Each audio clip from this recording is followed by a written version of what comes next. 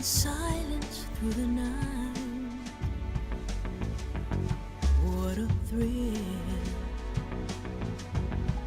I'm searching and I'll melt into you.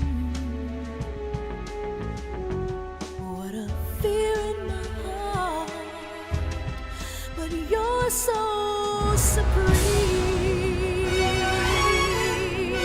I give my life, not for honor, but for you. In my time, there'll be no one else. Crime, it's the way I fly to you. I'm still in a dream, snake eater. Someday you go through the rain, and someday you'll feed on a tree frog. It's ordeal, the trial to survive. For the day we see new light, I give my life, not for honor, but for you. In my time, there'll be no one else. Crime, it's the way I fly to you. I'm still in a dream, snake eater.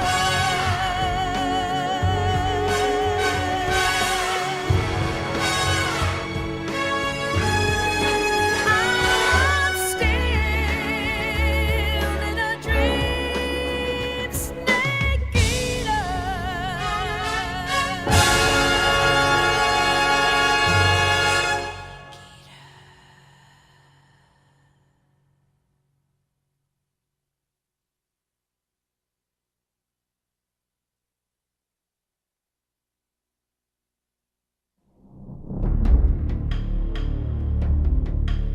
What's up, guys? It's Stealth here, and we're starting a new Let's Play today, this time of Metal Gear Solid 3.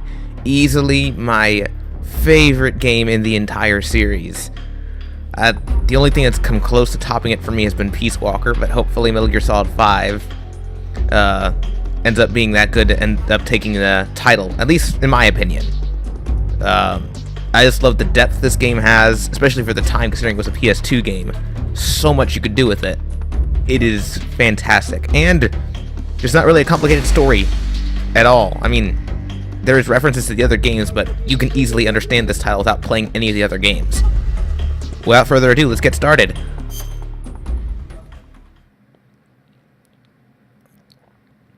Okay, holy cow. Alright, I forgot, we also have Metal Gear 2 Solid Snake on here, if I ever decide to do those.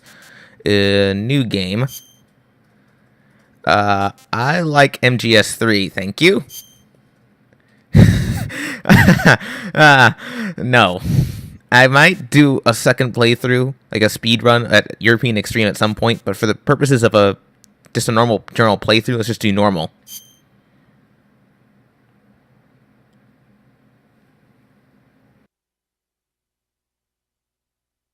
After the end of World War II, the world was split into two, East and West. This marked the beginning of the era called the Cold War.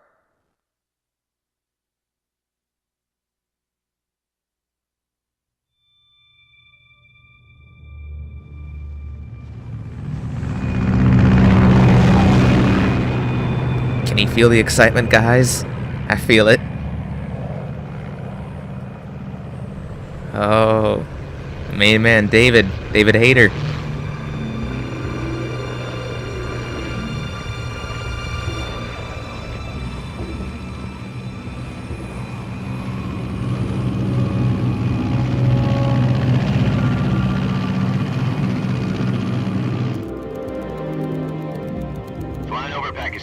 Altitude 30,000 feet. Approaching Soviet airspace. 20 minutes to drop off. Commencing internal depressurization. Equipment check. Arm main parachute. All right. You ready to go? Drop zone still showing a high pressure mass. Cav okay. Good. We've got high visibility.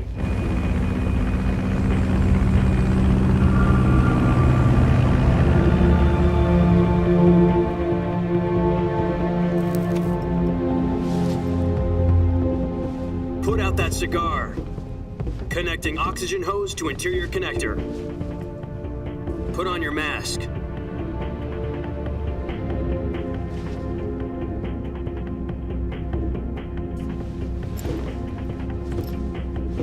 Does this panty waste know what he's doing? Approaching release point. 10 minutes to drop off. Hey, are you deaf? He said put out the cigar and put on your mask.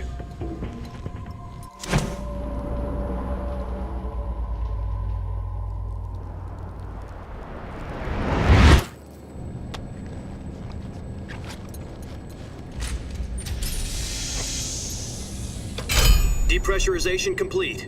Checking oxygen supply. 6 minutes to drop off. Opening rear hatch.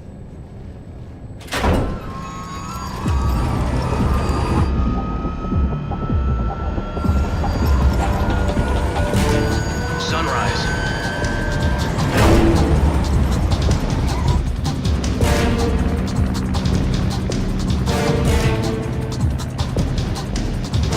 External temperature minus 46 degrees Celsius. 2 minutes to drop off. Stand up. You'll be falling at 130 miles per hour. Try not to get frostbite from the wind chill. 1 minute to drop off. Move to the rear. Activate bailout model. This is one for the history books. The world's first halo jump. 10 seconds to drop off. Stand by. Status okay. All green. Prepare for drop off. Countdown. 5, 4, 3, 2, 1. Spread your wings. And fly. God be with you.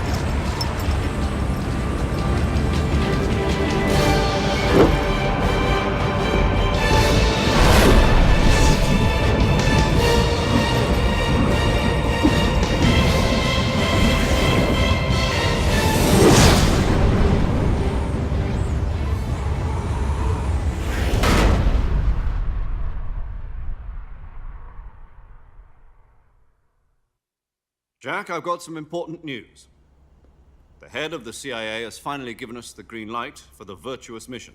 Virtual mission? No, the virtuous mission. The future of our Fox unit depends on it. If it succeeds, we'll be officially organized into a unit. Virtuous mission?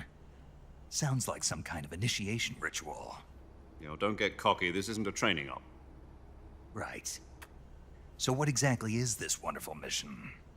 Well, about 2 years ago, a certain Soviet scientist requested asylum in the West through one of our moles. His name is Nikolai Stepanovich Sokolov. He's head of the OKB 754 Design Bureau, one of the Soviets' top-secret weapon research facilities, and the East's foremost expert on weapons development. Sokolov? Isn't he that famous rocket scientist? The very same. On April the 12th, 1961, the Soviets achieved the first manned spaceflight in history. The Earth was blue, but there was no God. Well spoken. The rocket that carried Yuri Gagarin to orbit was the A-1, known as the Vostok rocket. Sokolov is said to be the man most responsible for the multi-engine cluster used in that rocket. After Gagarin's flight, Sokolov left rocket development to become the head of the newly established Design Bureau. From a lowly technician to head of a design bureau, that's quite a success story, so why do you want to defect? It seems he'd become afraid of his own creations. Afraid? Call it a crisis of conscience. And for that, he left his country and his family behind and went over the fence? Not exactly. One of his conditions was that his family was also to be taken safely to the West. We used a mole to get the family out first and succeeded in sneaking Sokolov over the Berlin Wall shortly afterwards. I was the one who conducted the operation. The security on the eastern side was still full of holes back then. Then what? We got Sokolov over in one piece, but the whole ordeal had left him exhausted, and we checked him into a hospital in West Berlin. It took him 2 weeks and more than 600 miles to get from the research facility in the Soviet Union to Berlin. He was in no condition to say anything coherent. And it was only a week later that we had something much bigger on our hands. The Cuban Missile Crisis. October the 16th, 1962, President Kennedy received word that the Soviets were in the process of deploying intermediate-range ballistic missiles in Cuba. The President demanded that the Soviets dismantle and remove the missiles. At the same time, he announced a naval blockade to prevent further missile shipments from reaching Cuba. But the Soviets didn't back down, instead placing their armed forces on secondary alert. Soviet transport ships carrying missiles continued on course towards Cuba. US and Soviet forces went on alert for an all-out nuclear war. Frantic negotiations were conducted through the UN's Emergency Security Council and unofficial channels to end the hair-trigger standoff. Finally, on October the 28th, the Soviet Union agreed to remove its missiles from Cuba, and so the world avoided a nuclear holocaust. But in order to get the Soviets to pull their missiles out, we had to make a deal. You mean the one where the US agreed to remove its IRBMs from Turkey? No. The Jupiter IRBMs deployed in Turkey were obsolete, and we were going to get rid of them anyway. They had no strategic value whatsoever to either the US or the Russians. The Turkey deal was a ruse, a cover story that was fed to the other intelligence agencies around the world. So what did the Russians really want? Sokolov. They wanted us to return Sokolov.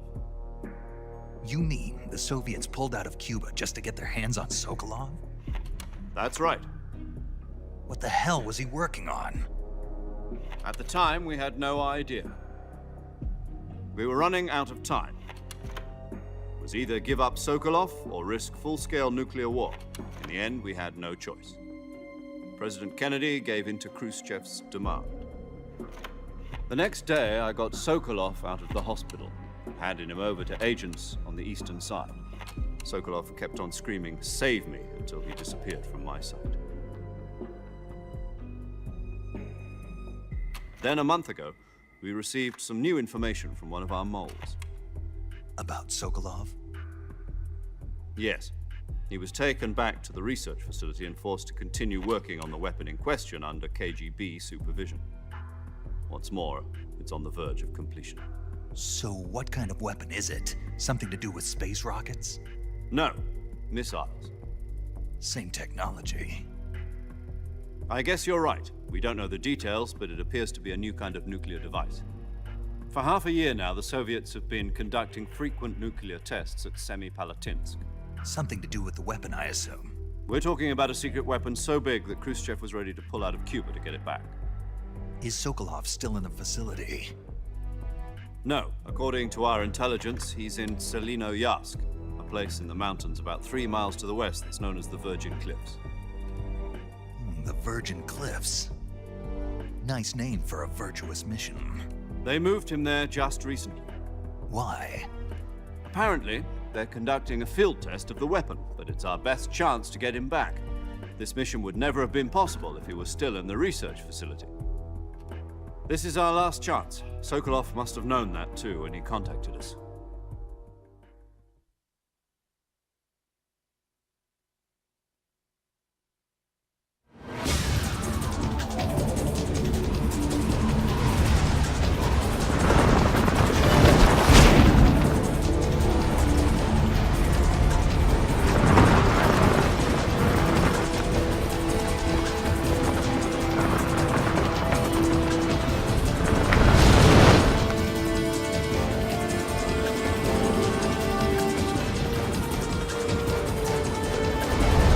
Listen up, Jack. Your mission is to infiltrate Selino-Yarsk in the Soviet mountains, ensure the safety of Sokolov, and bring him back to the West.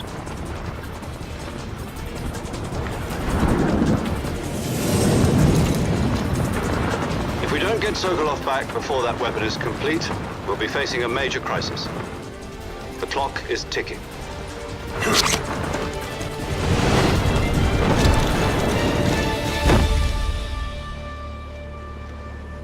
Once we've confirmed the rescue of Sokolov, stand by at the recovery point. A recovery balloon will be dropped at that point. Helium will be pumped into the balloon to inflate it. The process takes about 20 minutes. Once it's complete, the gunship's arm will latch onto the balloon and pull it up. The Fulton surface-to-air recovery system. I'm familiar with the theory. Take it easy. It's been combat-proven. Do you think Sokolov is up to it? The shock will be less than during a parachute jump, and the arm can handle up to 500 pounds.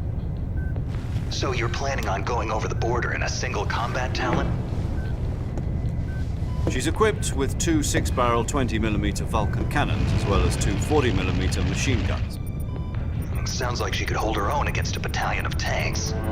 Even with the fuel in the reserve tank, we're facing a 4-hour time limit. If all goes well, it shouldn't take more than a few hours. Home in time for dinner. But if anything goes wrong, you'll be eating dinner, breakfast, and all the rest of your meals in the jungle.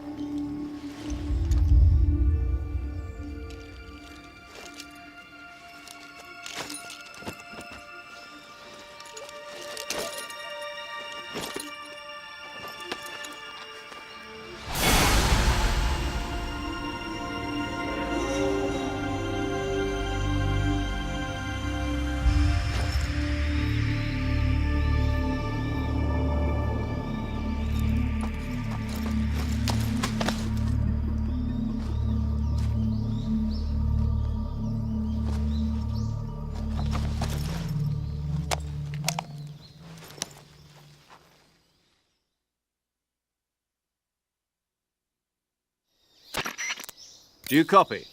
You're already in enemy territory, and somebody might be listening in. From here on out, we'll be using code names to refer to each other. Your code name for this mission will be Naked Snake. I'll be referring to you as Snake from now on. You're not to mention your real name. Snake? What, you don't like snakes? What do you mean? You've eaten one before, haven't you? In survival training. I'm glad to hear that. I don't know if I'd ever order one in a restaurant, but... Be careful, you might not have a choice. What about you, Major? What should I call you? Let's see. I'll be Tom. Call me Major Tom. This will be a sneaking mission. You must not be seen by the enemy. You must leave no trace of your presence. Is that clear? This kind of infiltration is the Fox unit's speciality. In other words, weapons and equipment are procured on site. That goes for food as well. You're completely naked, just as your name implies. Great. Now I see why you asked me if I like snakes. I suppose calling me Snake was your idea of a joke, too. No. There's a good reason for that. I'll tell you later when the time is right. Gotcha. Getting back to the subject, how exactly am I supposed to feed myself? You've been issued a knife and a tranquilizer gun. Use them to hunt for food. You'll also find some medical supplies in your backpack. Yeah, about the backpack. I lost it in a tree on the way down. I see. Well, you'd better go back and get it then. You know where it is? No problem. I can see it from here. It's stuck on a branch. To climb a tree, stand in front of a tree that's covered in ivy and press the action button. I'll be monitoring your progress over the radio. We can't risk violating Soviet airspace, but I'll be in the gunship. My frequency is 140.85. I'll give you a call if I need to talk to you. If you need to talk to me, use the send function. Okay, Snake, Go get your backpack.